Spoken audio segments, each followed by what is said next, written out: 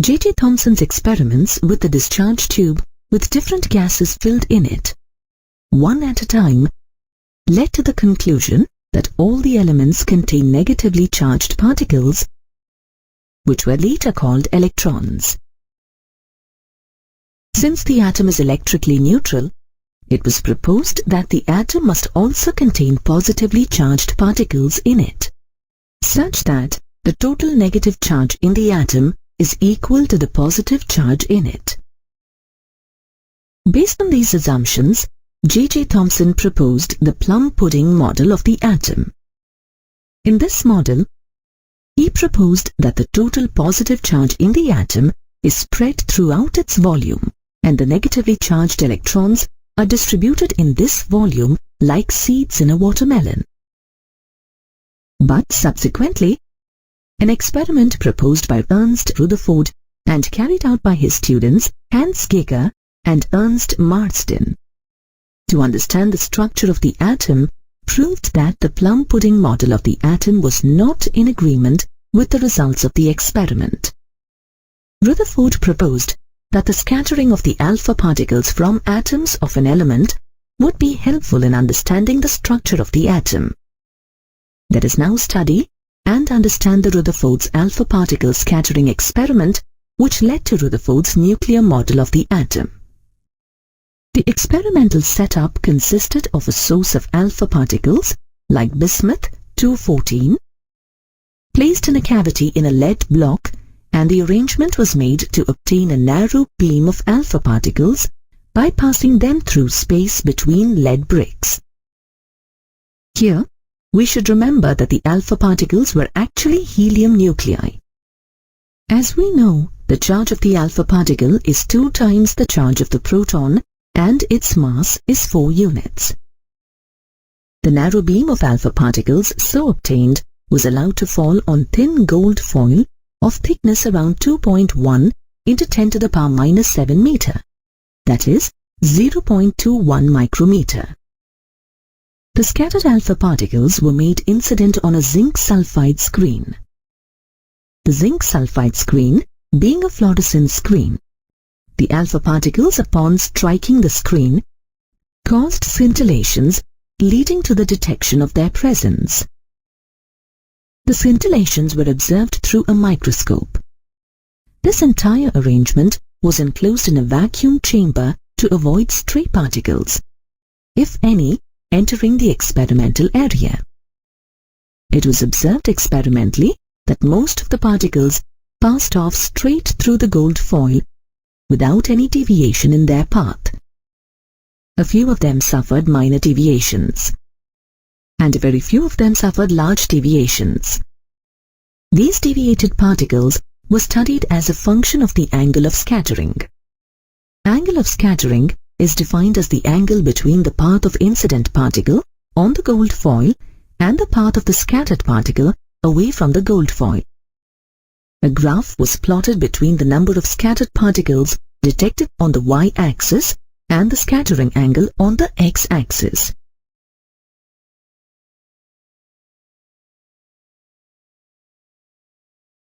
Based on the data from the graph, Rutherford made the following conclusions. The number of particles for nearly zero angle of scattering was very large, indicating that most of them had passed almost straight through the gold foil. This implied that most of the atoms must have been empty.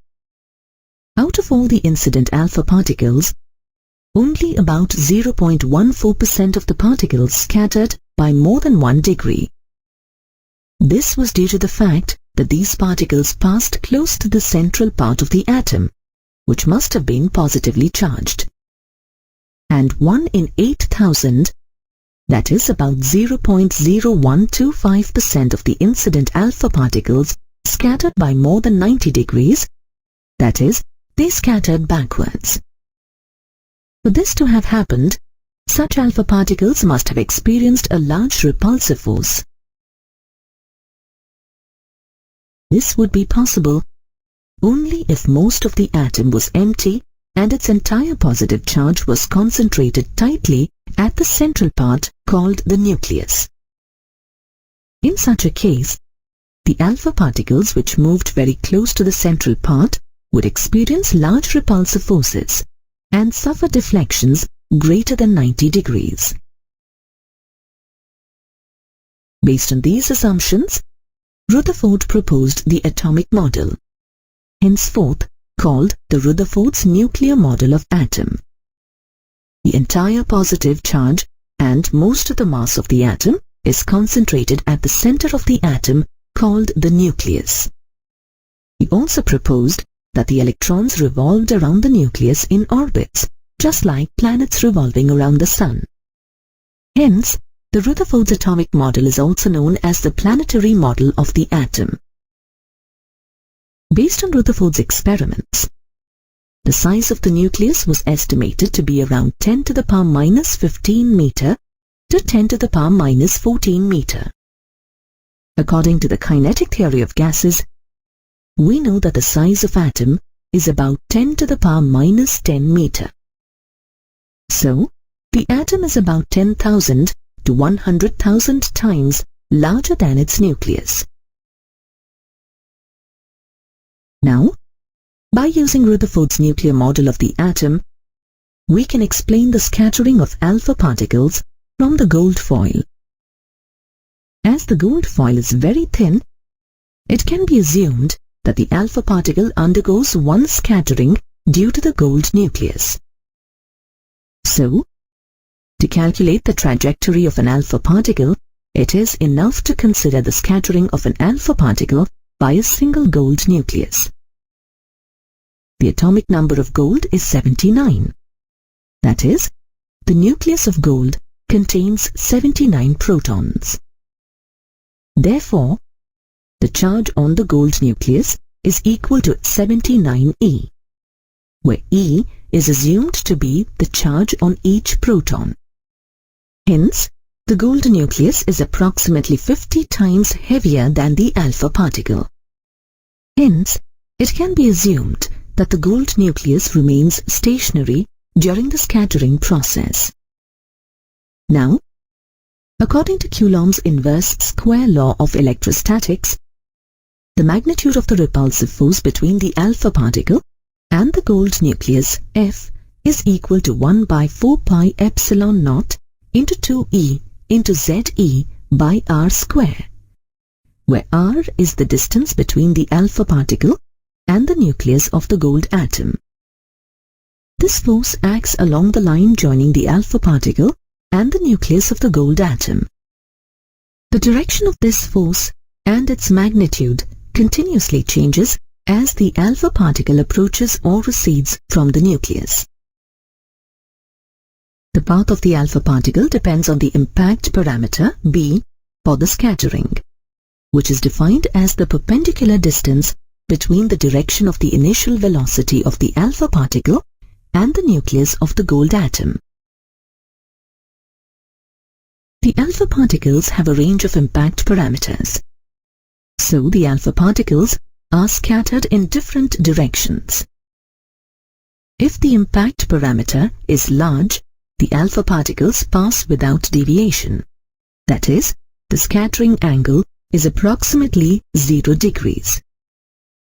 For relatively small values of b, that is, when the alpha particles are directed very close to the nucleus, there are huge deviations.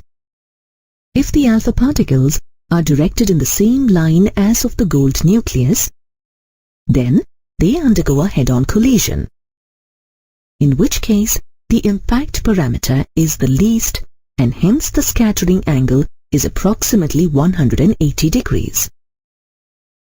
Therefore, such alpha particles bounce back. Since very few of the incident alpha particles undergo head-on collision, it can be said that the mass of the gold atom is concentrated in a very small region called the nucleus.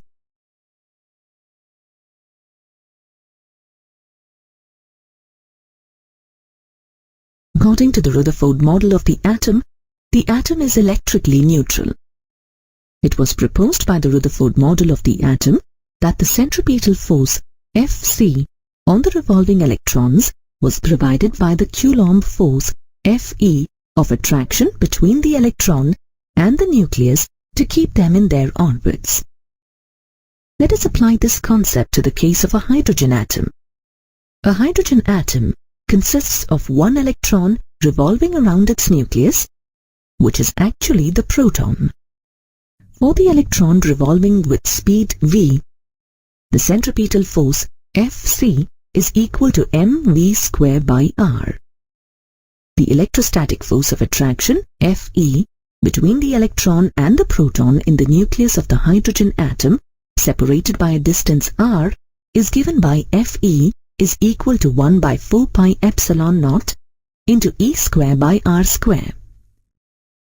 This is true because the proton and the electron have equal magnitude of charge E on them. But for dynamically stable orbits, Fc is equal to the electrostatic force Fe. Hence, mv square by r is equal to 1 by 4 pi epsilon naught into E square by r square. Let this be equation 1. On simplifying equation 1, we get the radius r is equal to E square by 4 pi epsilon naught mv square. Let this be equation 2. From equation 1, we also have v square is equal to E square by 4 pi epsilon naught mr. Let this be equation 3. The kinetic energy of the electron in the hydrogen atom is K and is equal to half mv square. Substituting v square in the expression for kinetic energy, we get K is equal to E square by 8 pi epsilon naught r. Let this be equation 4. The electrostatic potential energy of the electron, U, is equal to minus E square by 4 pi epsilon naught r. Let this be equation 5. The total energy of E of the electron in the hydrogen atom is equal to the sum of the kinetic energy K and the potential energy of the electron U. By substituting the expressions for K and U and simplifying, we get E is equal to minus E square by 8 pi epsilon naught r. So, the total energy of the electron is negative. This implies that the electron is bounded to the nucleus.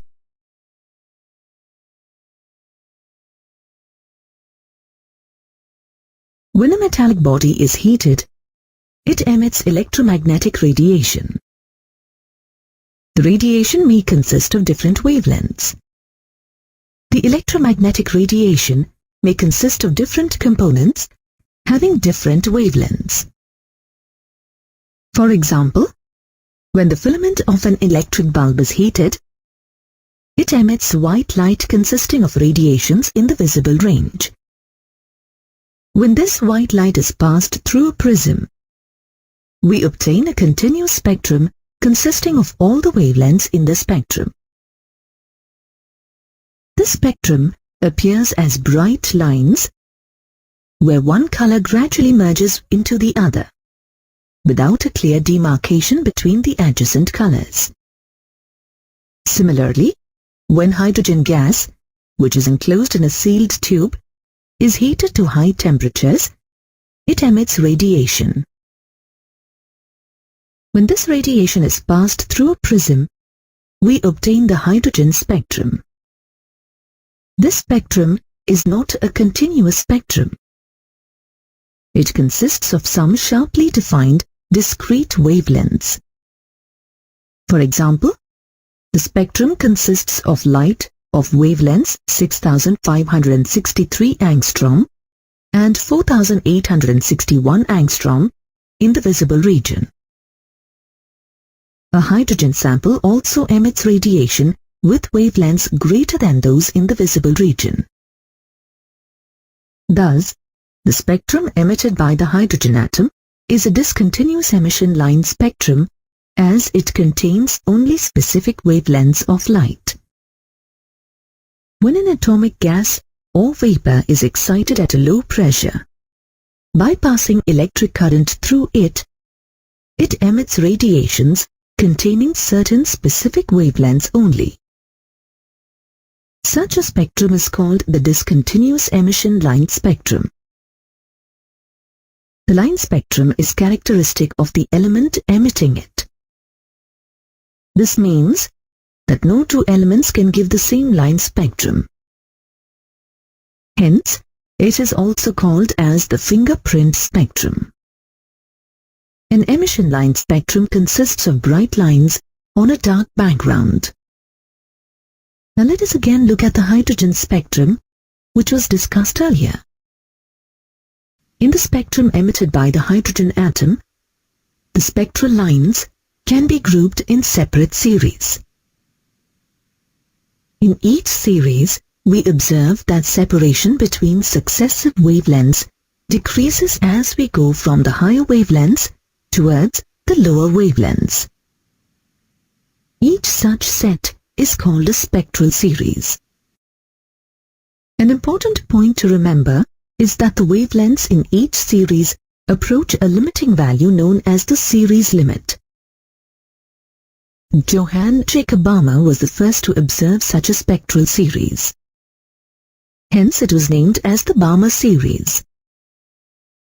The other such series emitted by hydrogen are namely the Lyman series, Paschen series, Brackett series, and Fund series, where each one has been named after its discoverer. Let us look at the lines emitted as part of the Balmer series. The line with largest wavelength in the series is called H alpha, then followed by H beta, H gamma, and so on, in the descending order of wavelengths. As the wavelength decreases, the lines appear closer and weaker in intensity. The Balmer series lies in the visible region. Now, let us look at the H alpha line of the Balmer series. Balmer gave a simple empirical formula which these wavelengths follow. If the wavelength of the spectral line emitted is lambda, then 1 by lambda is equal to r into 1 by 2 square minus 1 by n square, where r stands for Rydberg constant, which is equal to 1.097 into 10 power 7 per meter, and n takes integral values 3, 4, 5, and so on up to infinity. This equation is called the Balmer formula. Let this be equation 1. Balmer series can also be written in terms of frequency, nu. We know that velocity of light c is equal to nu lambda. That implies 1 by lambda is equal to nu by c. Substituting this value of 1 by lambda in equation 1, we get nu is equal to rc into 1 by 2 square minus 1 by n square. Substituting n equal to 3 in equation 1, we get 1 by lambda is equal to 1.097 into 10 raised to the power 7 into 1 by 2 square minus 1 by 3 square. This is equal to 1.522 into 10 raised to the power 6. Thus, lambda is equal to 6563 angstrom or 656.3 nanometer. This is the wavelength of the H alpha line of the Balmer series in the red of the visible region. For the next line of the series, the H beta line, we have n equal to 4, and for n equal to 5, we obtain the H gamma line of the series. By putting n equal to infinity, we obtain the limiting wavelength of the series, which is equal to 3646 angstrom or 364.6 nanometer. The limiting wavelength is the shortest wavelength of the series. Now let us look at the Lyman series, which has wavelengths in the ultraviolet region of the spectrum. The presence of ultraviolet wavelengths can be detected by a silver chloride-soaked paper, which turns black when exposed to them.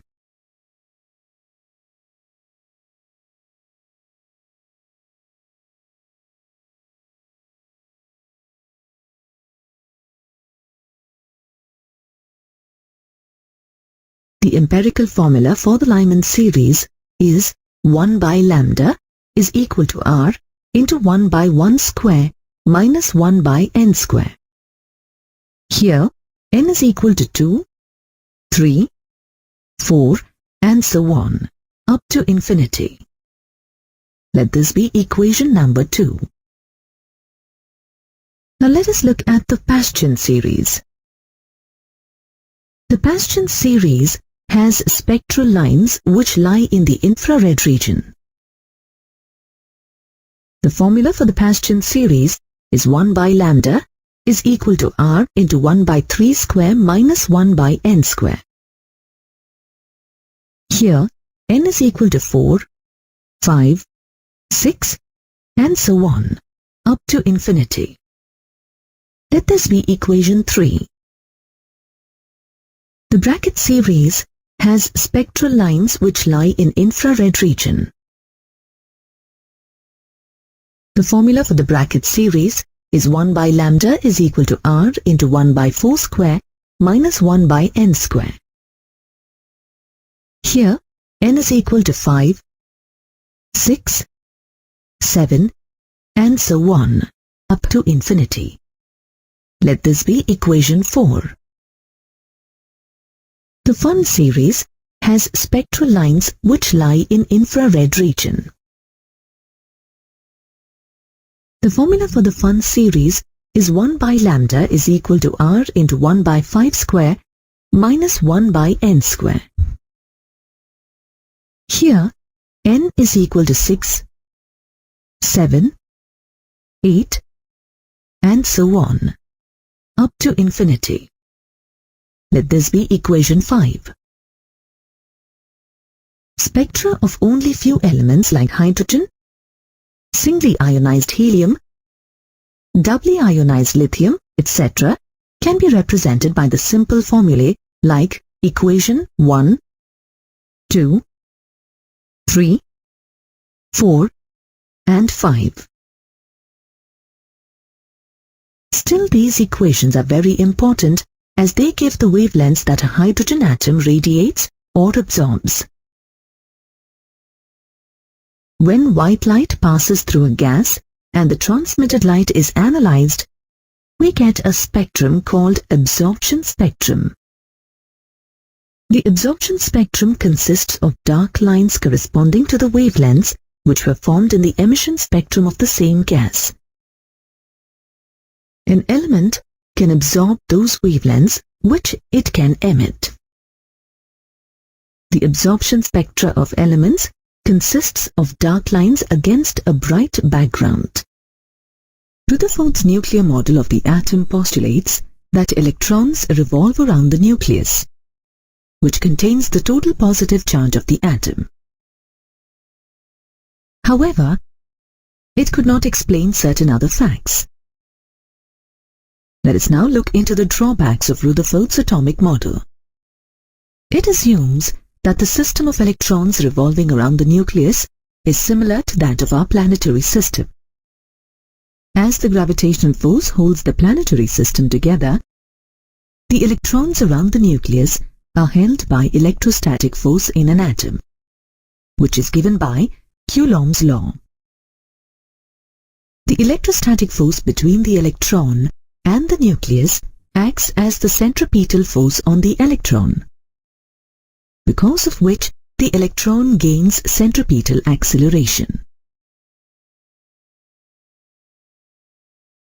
According to the classical electromagnetic theory, an accelerated electron should continuously lose energy as it emits radiation in the form of electromagnetic waves.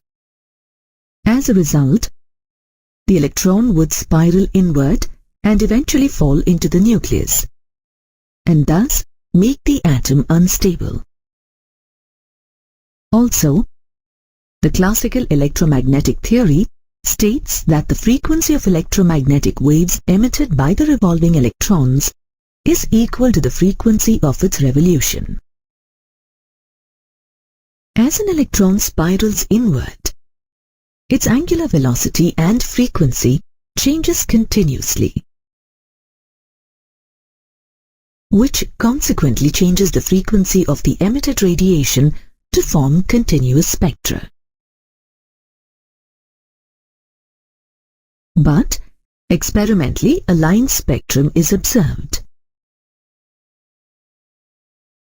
The hydrogen spectrum is an experimental evidence for the above analysis. So it is clear that the classical electromagnetic theory and Rutherford's atomic model were inadequate to explain the atomic structure.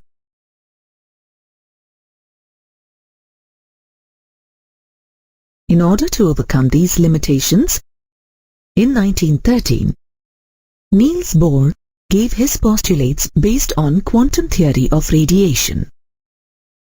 He combined the concepts of the classical and quantum theories to form the basis of his three postulates of an atomic model. According to the first postulate, an electron in an atom could revolve in certain stable orbits without losing energy continuously.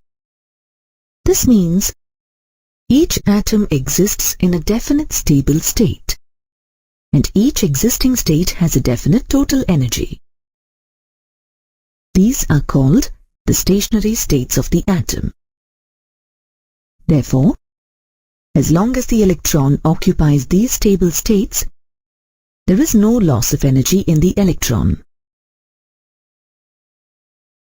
According to Bohr's second postulate, the electron revolves around the nucleus only in those orbits for which the angular momentum L is an integral multiple of a constant equal to nh by 2 pi, where h is Planck's constant equal to 6.625 into 10 to the power minus 34 joule second. Therefore, the angular momentum L of the electron is equal to mvr, which is equal to nh by 2 pi, where m is the mass of the electron, v is its velocity, r is the radius of its revolving orbit, and n is an integer. Let this be equation 1. According to Bohr's third postulate, an electron might make a transition from one specific non-radiating orbit to another of lower energy.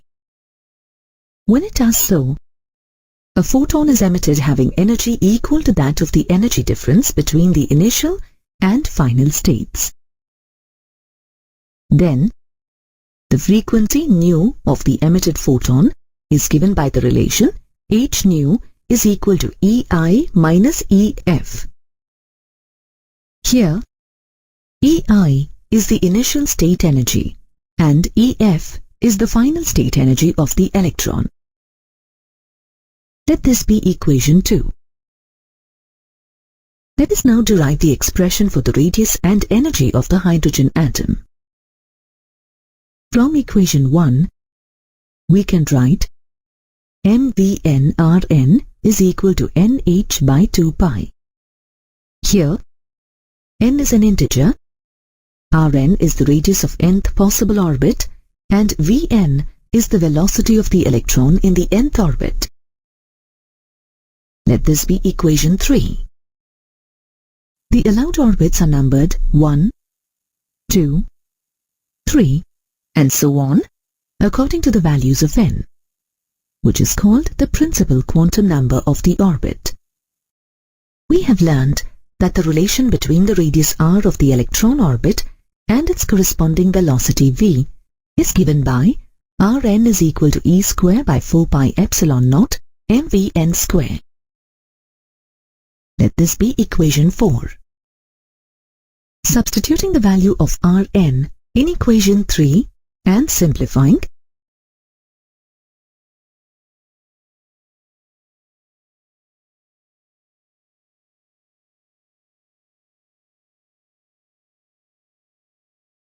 we have Vn is equal to E square by 2 epsilon naught nh. Let this be equation 5. Substituting equation 5 in 3 and simplifying, we get Rn is equal to epsilon naught n square h square by pi me square. Let this be equation 6. By substituting n equal to 1 in the above equation, we get the radius of the innermost orbit, which is Bohr's orbit and is represented by A0. Given A0 is equal to epsilon naught h square by pi me square.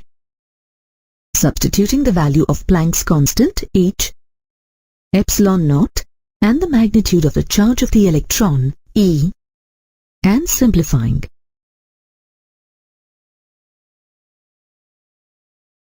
we get A0 is equal to 0.529 into 10 to the power minus 10 meter, which is equal to 0.529 angstrom. From equation 6, it is clear that the radii of orbits are directly proportional to n square. According to Rutherford's model of the atom, the energy En of an electron for a particular orbit of radius Rn is equal to minus E square by 8 pi epsilon naught Rn, where n is the principal quantum number. Let this be equation 7. Substituting the value of Rn and simplifying,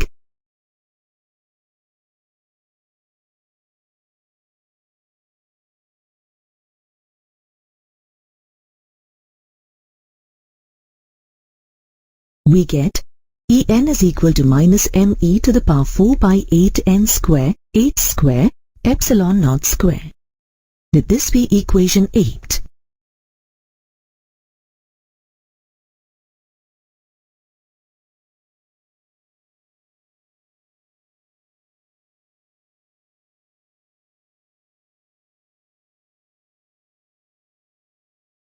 Substituting the values of m, e, epsilon naught, h, and simplifying, we get En is equal to minus 13.6 by n square electron volt. Let this be equation 9. The negative sign of the total energy of an electron moving in an orbit means that the electron is bound with the nucleus. Substituting n equal to 1 in equation 9, we get the energy of the first orbit, E1, is equal to minus 13.6 electron volts.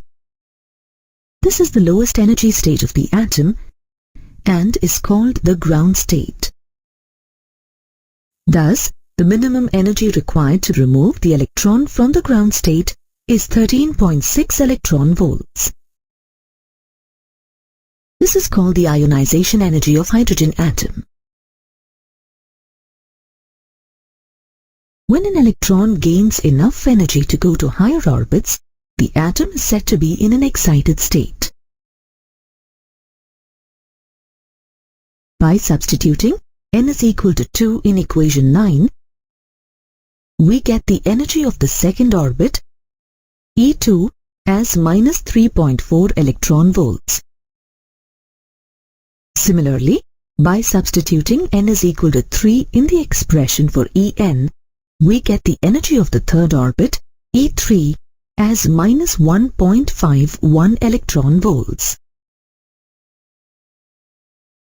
So, to excite an hydrogen atom from ground state, where n is equal to 1, to the first excited state, where n is equal to 2, the energy required is E2 minus E1. This is equal to minus 3.4 of minus 13.6, which is equal to 10.2 electron volts. Similarly, to excite an hydrogen atom from the ground state, where n is equal to 1, to its second excited state, where n is equal to 3, the energy required is E3 minus E1. This is equal to minus 1.51 minus 13.6, which is equal to 12.09 electron volts. When the electron falls from the excited state to its ground state, it emits a photon whose energy is equal to the energy difference between the excited state and the ground state. For example, if the electron comes to its ground state from the first excited state, the energy difference will be E2 minus E1 equal to 10.2 electron volts, and thus a photon of energy 10.2 electron volts will be emitted. We can observe the various energy states of hydrogen atom in the form of an energy level diagram as shown. In this diagram, the 0 electron volts corresponds to an energy of n equal to infinity, which is the highest energy state. This is the energy when the electron is completely removed from the atom and is at rest. The line spectra of the hydrogen atom was explained by the third postulate of Niels Bohr. We know that when an electron in a lower energy level with principal quantum number n1 absorbs energy from a photon, it jumps to a higher energy level, such that the photon energy will be equal to E2 minus E1, where E2 is the energy of the level corresponding to N2 and E1 is the energy corresponding to N1.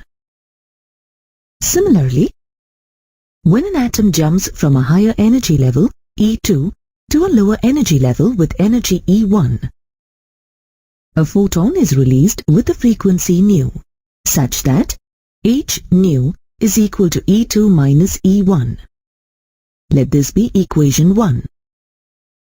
We have seen from Bohr's postulates that the energy En of any level corresponding to a principal quantum number n is given as En equal to minus m e to the power 4 by 8n square epsilon naught square h square. Now using the result of equation 2 for n1, the energy E1 is equal to minus m e power 4 by 8 n1 square epsilon naught square h square. Let this be equation 3. Similarly, for n2, the energy E2 is equal to minus m e to the power 4 by 8 n2 square epsilon naught square h square. Let this be equation 4. On substituting equations 3 and 4 in equation 1 and simplifying, we get h nu is equal to m e to the power 4 by 8 epsilon naught square h square into 1 by n1 square minus 1 by n2 square. This equation is called Rydberg's formula. Let this be equation 5. From equation 5, we get nu is equal to m e to the power 4 by 8 epsilon naught square h cube into 1 by n1 square minus 1 by n2 square. Let this be equation 6. Substituting n1 is equal to 2 and n2 is equal to 3 in equation 6, we get nu is equal to m e to the power 4 by 8 epsilon naught square h cube into 1 by 2 square minus 1. From equation 6, comparing nu with the empirical formula for Balmer series that you have learnt earlier, we get nu is equal to Rc into 1 by 2 square minus 1 by n square. Hence, we see that the value of R, or the Rydberg's constant, is equal to m into e to the power 4 by 8 epsilon naught square h cube c. Substituting the values of mass of the electron m, charge on the electron e, permittivity of free space epsilon naught, Planck's constant h, and speed of light c, we get r is equal to 1.03 into 10 to the power minus 7 per meter. This value of r is very close to 1.097 into 10 to the power minus 7 per meter, which is obtained from the empirical formula of Balmer. This agreement between the theoretical and experimental values of Rydberg's constant provided a direct and striking confirmation of the Bohr's model of the atom. So, when we substitute N1 is equal to 2 and N2 is equal to 3, 4, 5 and so on, we get the Balmer series. Similarly, when we take N1 is equal to 1 and N2 is equal to 2, 3, 4 and so on, we get the Lyman series. When N1 is equal to 3 and N2 is equal to 4, 5, 6 and so on, we get the Paschen series. When N1 is equal to 4 and N2 is equal to 5, 6, 7 and so on, we get the bracket series. Similarly, when N1 is equal to 5 and N2 is equal to 6, 7, 8 and so on, we get the Pfund series. In this diagram, it is clearly seen how different atomic series are produced when electrons jump from a state of higher energy to a lower one. These lines are called emission lines. Likewise, absorption spectra is also obtained when an atom absorbs a photon having an energy equal to the difference in energies of two levels, and it makes a transition from the lower energy level to the higher one. This is called absorption.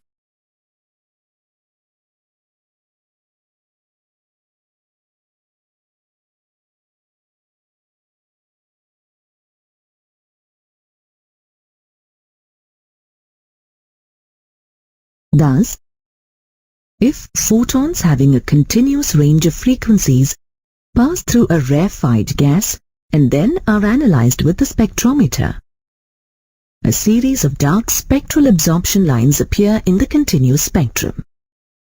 These dark lines indicate the frequencies that have been absorbed by the atoms of the gas from the incident photons. Thus, Bohr's model was successful in explaining the hydrogen atom spectra. But Bohr's second postulate was a puzzle for 10 years, till Louis de Broglie explained it in 1923. Until then, no one could explain why the angular momentum should be an integral multiple of h by 2 pi. We have learned from Davison-Germer's experiment that material particles like electrons, protons, neutrons, etc. possess a wave nature, which was actually proposed by de Broglie. Let us now understand how de Broglie explained Bohr's second postulate. When a string is plucked, a large number of wavelengths are produced, but only those wavelengths survive which have nodes at the ends and form standing waves along the string. Thus, standing waves are formed only when the total distance travelled by the wave in a to and fro direction is equal to one wavelength, two wavelengths, or any integral number of wavelengths. Now, let us apply this concept to an electron in the nth circular orbit of radius Rn. The total distance travelled by the electron is 2 pi Rn. Hence, 2 pi Rn is equal to n lambda, where n is equal to 1, 2, 3, and so on. Let this be equation 7. We know that de Broglie's wavelength corresponding to the motion of a particle having a momentum p is given by lambda is equal to h by p. Here, h is the Planck's constant and p is its momentum. As momentum is the product of the mass m and the velocity v, we have lambda is equal to h by mvn. Here, vn is the velocity of the electron in the nth orbit. Substituting the value of lambda in equation 7, we have 2 pi rn is equal to nh by mvn. Rearranging the equation, we get mvn/rn is equal to nh by 2 pi. Let this be equation 8. Thus, the angular momentum of an electron is quantized. The quantized electron orbits and energies are due to the wave nature of the electron. Equation 8 is nothing but Bohr's second postulate. In spite of the amazing results of Bohr's model, it had some drawbacks.